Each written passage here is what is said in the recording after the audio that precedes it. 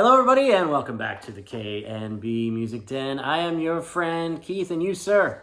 I am, as always, Brad. As always, Brad. Interesting shirt, first of all. Yeah, I mean, a little great Kool-Aid guy going on there. No, not bad. We'll get to that. Yeah. Now, folks, I said to Brad recently, I said, you know what? We haven't done an album review, a new release album review, in quite a while, and I really enjoyed doing that. I hope you guys do, too. That's what it's all about. You know, we got all the old stuff to listen to from the past, but the new, fresh stuff is really exciting, right? So we're texting back and forth. I'm texting with Brad, and I say, what do you want to do? And he says, nothing.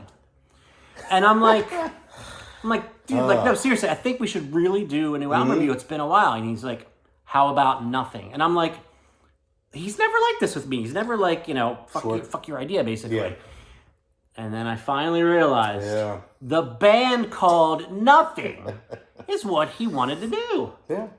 It's fantastic. It's fantastic. Like, that's the greatest name. Yeah. Like, I seen him in Philly a while back, and it was so cool when they come on stage and he goes, we are nothing. Yeah. That's perfect. I mean, I wonder if that ever came into his mind when he thought about, like, he's going to say. Yeah, I was going to say, I wonder how they thought of that, because I was thinking of a scenario, like my imagine scenario where they were, a band. It's so hard to pick a band name. It's so annoying, too. So I wonder if they got to the point where they're like, well, what do you want to call it? Just nothing. And then I'd be like, nothing, that's actually good. But you, as we're going to find out here, Brad, you are much more well-versed in this band than I am. I do enjoy what I've heard in the past, and then we'll talk about this new album here. That's the point of the video. But give the folks a little background. I did discover and find out that they're from the Philadelphia area, which is great, not far from us.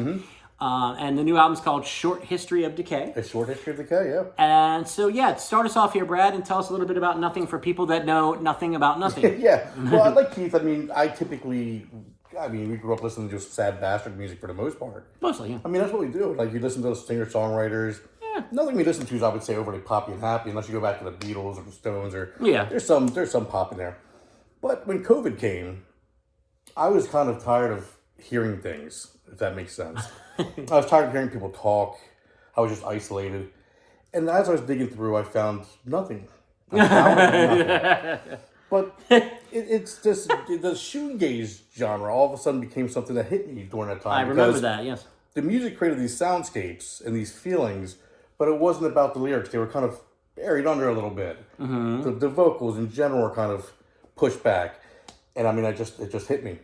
And then ever since then, I've been obsessed with this band. So, as you know, I've kind of pushed them on you for a little bit there, trying to get you which I enjoyed, super quick side note before we get back to the new album here.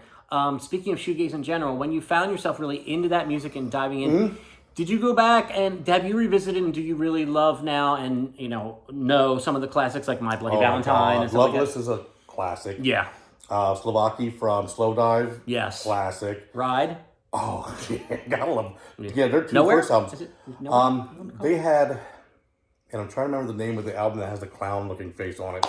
They have the wave, and then they have the clown. I always call them by that. But is Wire shoegaze or no?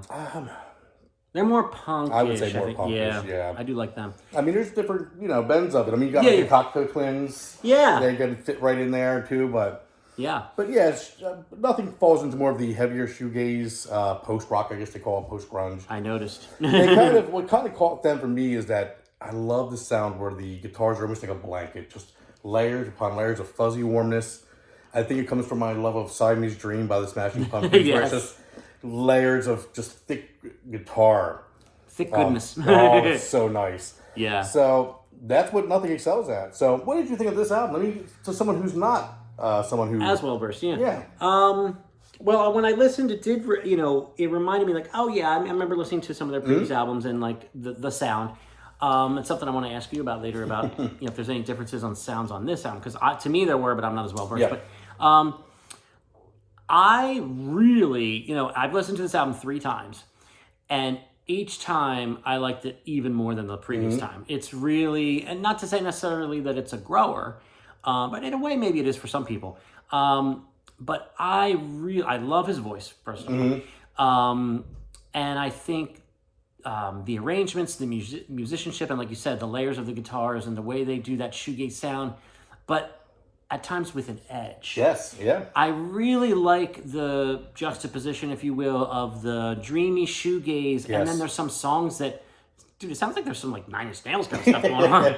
Like, and I enjoyed that. I mean, and still can't decide. I mean, I like it all, so maybe it's a tie, but I can't decide if I like the more upbeat with those industrial beats or like the slower, moodier stuff. I like them both. I like them both. I think probably equally. And that's what I was curious about myself was going into this, which you would gravitate towards. Yeah, normally it would be the slower. Yeah, and let me show you guys. I did bring it just so you guys could see a copy of it here. Is that autographed or? No, that's that's just the side there. They have it, the nothing thing there. But it could have been autographed. Well, it could have been, yeah. And then you got the back.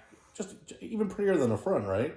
Oh, jeez. I've never seen the back. Oh, man. Just as pretty. Okay, yeah. I prefer dental, the front. You got to get dental. If you got a good job. Yeah. You need to make sure you got dental coverage, because that's why. Well, this is nice, though, because it has the song titles on there. It that does. can help us remember some things here. Yeah. Now, for me... If I have my glasses on. For me, I really, really enjoy this album because... Look at my teeth. It's a little sharp, man. A little British. Little British. But to me, go on, sir. With shoegaze, a lot of times, because I mentioned layers upon layers and layers of guitar and sound and pedals, it's almost like an onion to me. Like there's multiple pedals in it, like certain pedals where it's like layers to it. This one, I feel like Nicky kind of stripped a lot of pedals off in certain areas where it became very personal. A lot of these songs really... The lyrics came lyrically were very much different than other albums that they've done. Where I feel like, oh, Nicky's kind of letting you in a little bit on his life. Like opening track there, "Never Come, Never Morning." It starts right off in his almost biographical right from the beginning. Just goes right into it.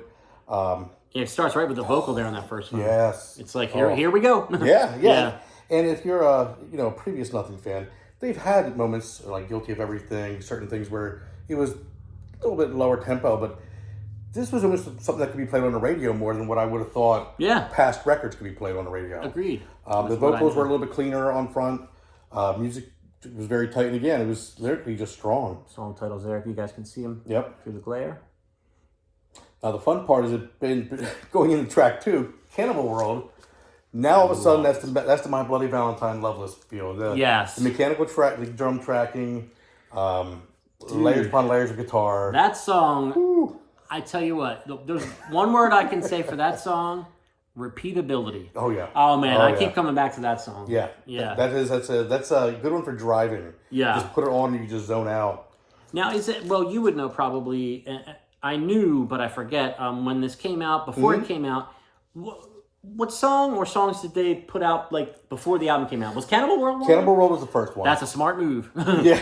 Purple Strings was second. Okay. Which was a very complete you have Cannibal World. Yeah. And then you go to Purple Strings. You can't do it much different than that. It's then you're just working on just a guitar and the harp. What was her name? Mary.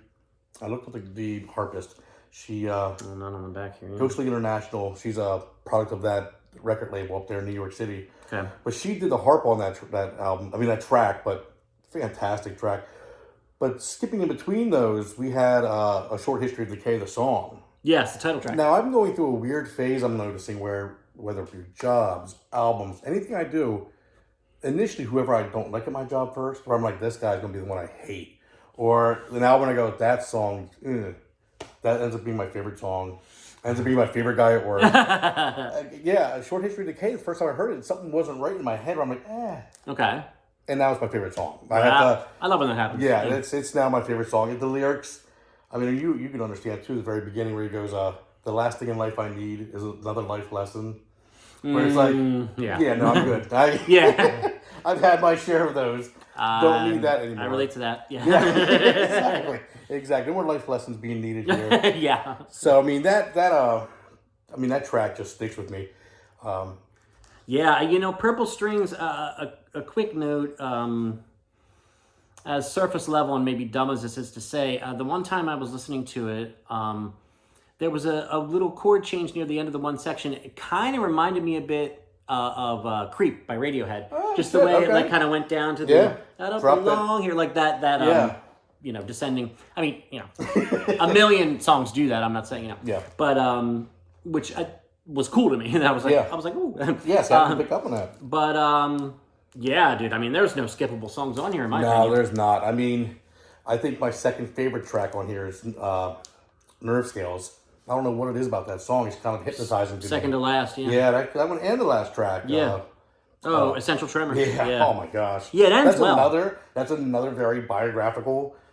He said it's something he's dealing with now. In fact, he's getting older and toured a little hard and everything. So I mean, overall though.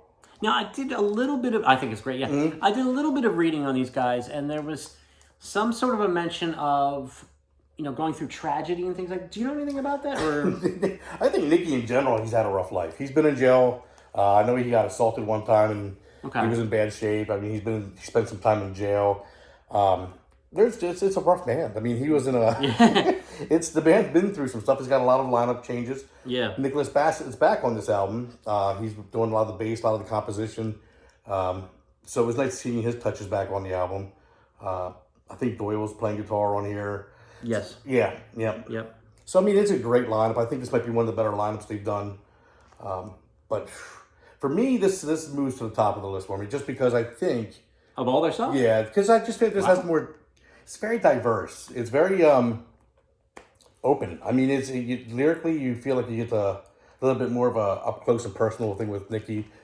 The music, you go from Cannibal World all the way down to Purple Strings. I mean, it covers all the gamut of sound. And that's another thing I really enjoyed when I listened to this album as an album listen, which is what we do. Yep. I really enjoyed, as I always like to say, the kick in the teeth of Cannibal World, and then, Purple Strings, and then it ends very, what's the word I'm looking for? Mellow may not be the best word, but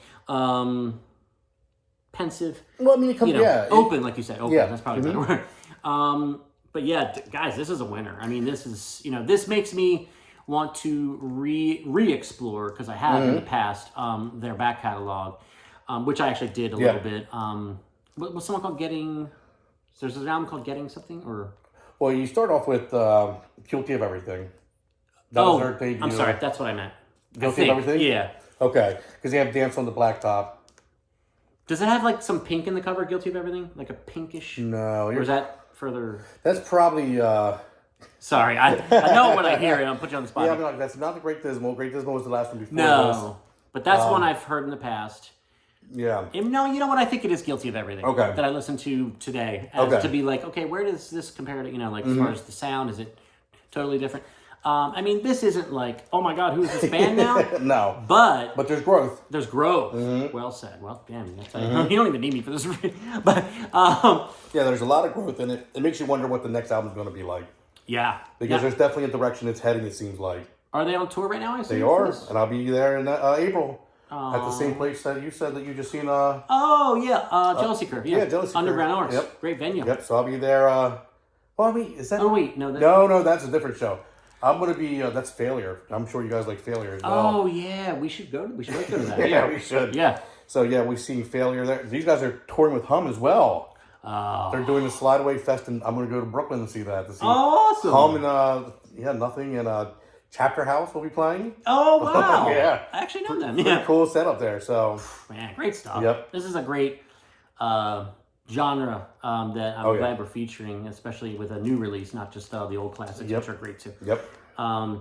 So hey, I have never been more happy to talk about nothing. Yeah, absolutely. So guys, check this out. Brad, thanks for your extensive knowledge on the background and the guys. So check out the new album, Short History of Decay. I totally enjoyed it. We'll definitely return to it again and again, as I have throughout the week that it's been out, I guess. So let us know, of course, what you think in the comments of this brand new Nothing album. For, as always, Brad, I am Keith. This is the K&B Music Den. Please like this video, share it on social media, subscribe to the channel. You'll be notified when you smash the bell of new content, and we'll be back with more content, and we appreciate the support. What are you laughing at? Just you're trying. I'm trying to land the plane. I'm trying to land the plane. You see, I ran out of steam at the end. I was like, I love you, buddy. All right, we'll see you guys soon. See you guys.